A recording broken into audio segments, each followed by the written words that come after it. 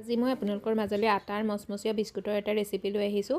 আশা কৰিছোঁ আপোনালোক সকলোকে এই ৰেচিপিটো ভাল লাগিব।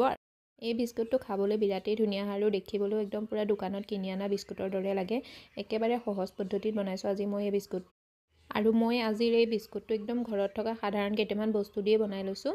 তাৰ কাৰণে মোৰ ভিডিঅ'টো শেষলৈকে চাওক। এই বিস্কুটৰ ৰেচিপিটো বনাবৰ কাৰণে মই এটা বাতিৰে 1 বাতি আটা লৈ লৈছোঁ, যোনটো গেহু আটা হয়, আমি নৰ্মেল যিটো ৰুটিৰ কাৰণে ব্যৱহাৰ কৰোঁ সেইটো আটা। আৰু সেইটো বাতি দিয়ে মই আধা কাপ বাতি চুজি লৈ লৈছোঁ। চুজিটো মিহি চুজি হয়, যদি মানে আপোনালোকৰ চুজিটো অকণ ডাঙৰ চাইজৰ হয় তেতিয়াহ'লে অকণ মিক্সিত চলাই ল'ব। অকণমান নিমখ এড কৰি দিছোঁ, আধা চামুচতকৈ কম। আৰু এয়া মই 2 চামুচ নাৰিকল যোনটো ৰুকি লৈছিলোঁ সেইটো ৰুকি পেলাই অকণমান ভাজি লৈছোঁ, মই নাৰিকলটো এড কৰি দিছোঁ। এতিয়া মই সেইখিনি ভালদৰে মিলাই ছাইড কৰি ল'ম। আনফালে যোনটো বাতি দি মই আটা লৈছিলোঁ সেইটো বাতি দি মই 1 কাপ আটাৰ কাৰণে মই আধা কাপ চেনি লৈ লৈছোঁ আৰু আধা কাপতকৈ কম মই পানী ইউজ কৰিছোঁ। এইটো দি পেলাই মিলাব নালাগে, চেনিটো মানে চুগাৰ চিৰাপ কৰিব নালাগে, জাষ্ট এনেকৈ অকণমান মিলাই ল'ব আৰু মিলাই লৈ এইটো ছাইড কৰি থৈ দিম আমি। এতিয়া মই আকৌ এবাৰ বিস্কুটৰ পাউডাৰখিনি লৈ ল'ম। তাত মই 2 চামুচ ৰিফাইন তেল ইউজ কৰিছোঁ। ৰিফাইন তেলৰ জেগাত আপোনালোকে ইয়াত ঘিউ ইউজ কৰিব পাৰে। আৰু এইখিনি মই এতিয়া ভালদৰে মিলাই ল'ম। তেলটো মানে মিলাওঁতে ভালদৰে চাব লাগিব, যদি এইটো মইন হয়, যোনটো মইনটো মানে একদম পূৰা যদি বিস্কুটটো কোমল কৰিব বিচাৰে তেতিয়াহ'লে এনেকৈ মুঠি মাৰি দিলে যাতে লাৰুটো বান্ধি যায় তেনেকুৱা হ'ব লাগে। আৰু এইটো একদম পূৰা পাৰফেক্ট জোখৰ হয়, ইয়াতকৈ কমো হ'ব নালাগে আৰু ইয়াতকৈ বেছিও হ'ব নালাগে। এতিয়া মই চেনি পানীখিনি লৈ লৈছোঁ আৰু ইয়াৰ পৰা মই চামুচ এখন দি একদম পূৰা চেনিখিনি সৈতে 2 চামুচ মানে 2-3 চামুচকৈ কমাই দিব লাগে, এবাৰতে লগতে দি দিব নালাগে আৰু বেছিও হৈ যাব পাৰে। তাৰ কাৰণে একদম মানে কমকৈ চেনি পানীখিনি দিব লাগে। চেনি আৰু পানী গোটেইখিনি মানে চেনিও দিব লাগে ইয়াত, তেতিয়া মানে বিস্কুটটোৰ ওপৰত অকণ চেনি দানাটো দেখা পায় দেখিবলৈ, তেতিয়া একদম পূৰা কিনি অনা দোকানৰ পৰা কিনি অনা ধৰণে হয়। আৰু ইয়াত মোৰ চেনি পানী গোটেইখিনি প্ৰয়োজন হৈ গ'লগৈ। আৰু মানে 1 বাতি আটাৰ কাৰণে আধা বাতি চেনিত আধা বাতিতকৈ কম পানী ইউজ কৰিলে এইটো একদম পাৰফেক্ট জোখৰ হয়, এবাৰতে দি দিব নালাগে তথাপিতো। আৰু এইটো ইউজ কৰি পেলাই আপুনি যোনটো আটাটো মানে যেনেকুৱা হৈ যায় তেনেকুৱাই হ'ব লাগে। এয়া চাওক, মোৰ একদম ৰুটি নিচিনা আটা হৈ গৈছে, বহুত বেছি টাইটো নহয় আৰু একেবাৰে কোমলো নহয়, মানে এইটো বেলিব পৰা হয়। আৰু আটাটো সানি হোৱাৰ পিছত মই এতিয়া আটাৰ প্লেটখন আঁতৰাই দিম আৰু প্লেটফৰ্মত এনেকৈ আটাখিনি লৈ ল'ম, লৈ পেলাই অকণমান এনেকৈ মোহাৰি দিম আৰু দি লৈ পেলাই আটাখিনি মই 2টা ভাগত ভাগ কৰি ল'ম সমানে, আৰু এটা ভাগ মই ছাইড কৰি থৈ দিম। আৰু বিস্কুটৰ শ্বেপটো দিবৰ কাৰণে মই এতিয়া যোনটো আটা আমি লৈছোঁ 2টা লেয়াৰ কৰি লৈছোঁ ন, এটা লেয়াৰ একদম ভালকৈ গোল কৰি ল'ম আৰু গোল কৰি লৈ পেলাই আপোনালোকে এইটো ডাইৰেক্ট এনেকৈ বেলিবও পাৰে। ডাইৰেক্ট যদি বেলে এইটো মানে কিনাৰৰ পৰা ফাটি যাব, আৰু যেতিয়া ফাটি যাব তেতিয়া হাতখনে এনেকৈ মানে সমান কৰি গ'লেই হ'ল। আৰু নহ'লে আপুনি এইটো কিনাৰটো এনেও কাটিবই লাগিব। নহ'লে এটা সহজ উপায় আছে, উপায়টোৰ কাৰণে এনেকুৱা এটা নৰ্মেল পলিথিন লৈ ল'ব, আৰু এইটো মোৰ গেঞ্জি পলিথিনেই হয়, যিকোনো এটা পলিথিন হ'লেই হৈ গ'ল। আটাৰ পেকেটো ল'ব পাৰে বা তেলৰ পেকেটো ল'ব পাৰে, লৈ পেলাই তাত এনেকৈ আটাটো থৈ দিব, ওপৰৰ পৰা বেলনা মাৰিডালে বেলি দিব। এইটো একদম সহজ হয়, আপোনাৰ লাগিও নাযায় মানে, আৰু সমানে হৈও যায়, ধুনীয়াকৈ বেলাও হৈ যায় 2 পিনৰ পৰা, আৰু উঠাবলৈও মানে সহজ হৈ যায়, কাৰণ বিস্কুটটো আমাৰ বহুতেই বেছি কোমল হয়। আৰু এই বিস্কুটটো বহুত বেছি পাতলাকৈও বেলিব নালাগে আৰু একদম বহুত বেছি ঠিকো ৰাখিব নালাগে। যেনেকৈ আমি পৰঠাৰ কাৰণে বেলো নহয়, পৰঠাটো যোনটো চাইজ হয় সেই চাইজত বিস্কুটটো বেলি ল'ব লাগে। ইয়াৰ থিকনেছটো মই দেখাই দিছোঁ, আৰু চাওক এইটো মোৰ বেলি হৈ গ'ল। এতিয়া মই ইয়াৰ কিনাৰকেইটা কাটি ল'ম সমানকৈ। আৰু এয়া চাওক, মোৰ বিস্কুটটো কাটি হৈ গ'ল, সমান হৈ গ'ল পূৰা।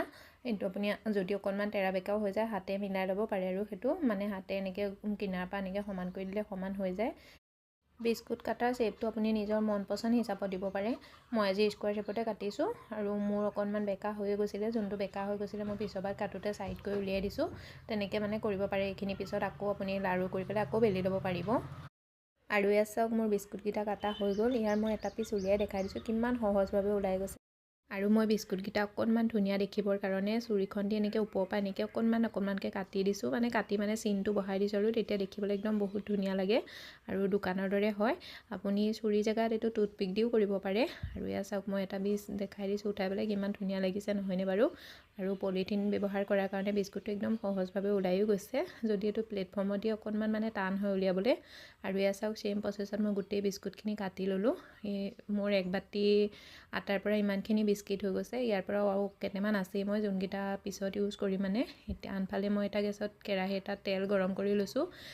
এই বিস্কিটটো ফ্ৰাই কৰিবৰ কাৰণে তেলটো গৰম নালাগে বহুত বেছি, মানে একদম নৰ্মেল গৰম হ'ব লাগে। আৰু মোৰ তেলটো অলপ বহুত বেছি গৰমেই হৈ গৈছিলে, মই অকণমান দি পেলাই চাইছিলোঁ। তাৰ কাৰণে মই গেছৰ ফ্লেমটো একেবাৰে ল' কৰি দিলোঁ। ল' কৰি পেলাই 1 মিনিটমান ৰখি দিলোঁ। তাৰপিছত মই বিস্কুটখিনি এটা এটাকৈ এড কৰি দিছোঁ। এইটো একেলগে এড কৰি নিদিব, কাৰণ বিস্কুটটো কোমল হৈ ভাঙি যাব। আৰু এড কৰি পেলাই বিস্কুটটো তেলত এড কৰি পেলাই 1 মিনিটমানৰ কাৰণে মানে হাত লগাব নালাগে, মানে হাত বা চামুচ একোৱে ব্যৱহাৰ কৰিব নালাগে, যাতে বিস্কুটটো অকণমান তেলটো টানিলেও অকণমান টান হয় আৰু সিমান দেৰিলৈ ৰখিব লাগে। 1 মিনিটমানৰ পিছত বিস্কুটটো উল্টাই দিব লাগে, আৰু দিয়াৰ পিছত মানে দুইটা চাইডে যেতিয়া গল্ডেন কালাৰ হৈ যায় তেতিয়া জানিব যে বিস্কুটটো আমাৰ ফ্ৰাই হৈ গ'ল। আৰু ইয়াৰ কালাৰটো মই দেখাই দিছোঁ। মই এটা এটাকৈ দিয়াৰ কাৰণে মানে বিস্কুটকেইটা এটা এটাকৈ ফ্ৰাই হৈছে। মই একেবাৰে ল' ফ্লেমতে মই বিস্কুটকেইটা ফ্ৰাই কৰিছোঁ। যদি ক্ৰিস্পি কৰিব বিচাৰে একেবাৰে ল' ফ্লেমত কৰিব। আৰু এই বিস্কিটকেইটা ফ্ৰাই কৰিবৰ কাৰণে বেছি সময় নালাগে, 2-3 মিনিটত ফ্ৰাই হৈ যায়। মোৰ এয়া প্ৰথমৰ যোনখিনি আছিলে সেইখিনি হৈ গ'ল। মই এইখিনি উলিয়াই ল'ম এখন প্লেটত। আৰু ছেকেণ্ড টাইমত মই কৈছিলোঁৱে নহয়, মই অকণমান যোনখিনি বেছি হৈ আছিলে এক্সট্ৰাকৈ আছিলে সেইখিনি মই গোল গোলকৈ বিস্কুট দুটামান বনাই লৈছোঁ। সেইকেইটাও দেখিবলৈ ধুনীয়া লাগিছে, সেইকেইটাও মই এটা এটাকৈ এড কৰিছোঁ। আপোনালোকে ইয়াত স্কোৱাৰ শ্বেপৰ জেগাত গোলকৈও বনাব পাৰে। গোল বিস্কুটটো বহুতেই বেছি ধুনীয়া লাগিছে। চেম প্ৰচেছতে 2-3 মিনিটত মোৰ এইখিনি বিস্কুটো ফ্ৰাই হৈ গ'ল। মই এতিয়া এইখিনি উলিয়াই ল'ম। গোটেই বিস্কিটখিনি উলিয়াই পেলাই অকণমান ঠাণ্ডা হ'বলৈ দিম। বিস্কিটটো ঠাণ্ডা হোৱাৰ লগতে এইটো কুৰকুৰাটো বেছি হৈ যায়। আপোনালোকক মোৰ আজিৰ এই ৰেচিপিটো কেনেকুৱা লাগিছে, যদি ভাল লাগিছে ভিডিঅ'টো লাইক কৰি দিব, শ্বেয়াৰ কৰি দিব, আৰু চেনেলটো ছাবস্ক্ৰাইব কৰিবলৈ নাপাহৰিব। লগতে বেল আইকনটো প্ৰেছ কৰি দিব এনেকুৱা ভিডিঅ'বোৰ আগলৈও পাই থাকিবৰ কাৰণে। আৰু চাওকচোন বিস্কুটটো কিমান ধুনীয়া হৈছে, বাহিৰৰ পৰাও হৈছে, ওপৰৰ পৰাও তলৰ পৰাও সমানে হৈছে, আৰু এইটো একদম কিমান কোমল মানে নহয়। আৰু এই বিস্কুটটো দেখি লাগিছে নেকি বাৰু আটা, আমি যে এইটো আটা দি পেলাই বনাইছোঁ বুলি। ইমানেই ধুনীয়া এটা বিস্কুট হয়। এই বিস্কুটটো এবাৰ ট্ৰাই কৰি চাব, আপোনাৰ ঘৰৰ সকলোৱে ভাল পাব। আৰু কেনেকুৱা হৈছে মোক কমেণ্ট কৰি জনাব। আৰু এই বিস্কুটটো আপুনি প্ৰথমবাৰতে একদম ধুনীয়াকৈ বনাব পাৰিব, যদি মোৰ প্ৰতিটো ষ্টেপ ফ'ল' কৰে। একেবাৰতে আপুনি একদম বহুত ধুনীয়া এটা বিস্কুট বনাই ল'ব পাৰিব। আপুনি নিজে বিশ্বাস কৰিব নোৱাৰিব যে মই ইমান ধুনীয়া এটা বিস্কুট বনাব পাৰিব বুলি।